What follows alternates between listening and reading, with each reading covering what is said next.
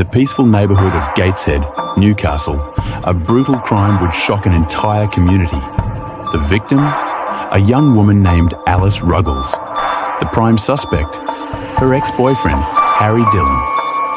Alice was full of life, surrounded by friends and dreams for the future. But her relationship with Harry Dillon had taken a dark turn.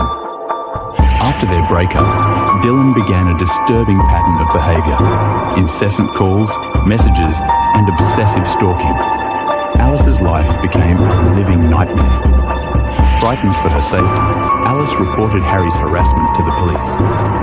But tragically, her concerns weren't enough to prevent the horror that followed. CCTV footage captured their final encounter. Alice would never be seen alive again. The next morning, Alice was found dead. She had been brutally murdered in her own home.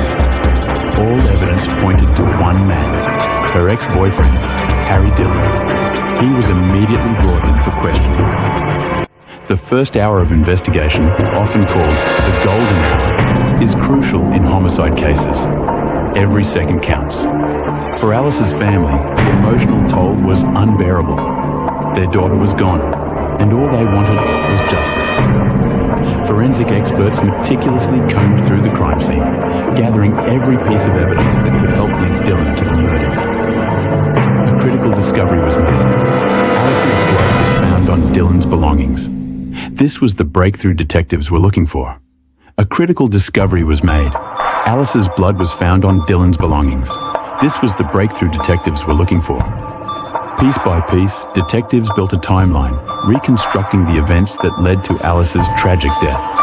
Dillon's obsessive behaviour was confirmed by his phone records.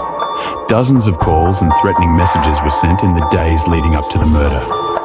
CCTV footage placed Harry at the scene of the crime. His fate was now sealed. Harry Dillon was arrested on suspicion of Alice's murder, but the case was far from over. In the courtroom, Alice's family faced her killer. The evidence against Dillon was overwhelming. Forensic experts presented their findings. Alice's blood was found on Dillon's clothes and in his car, sealing his fate. After days of testimony and mountains of evidence, the jury found Harry Dillon guilty of Alice's murder. Dillon was sentenced to life in prison for the brutal murder of Alice Ruggles. Justice, at last, was served. Alice's story didn't end with the trial. Her family now advocates for stronger laws to protect victims of stalking, hoping that no one else suffers the same fate. Alice Ruggles' tragic death serves as a painful reminder of the dangers of domestic violence and stalking.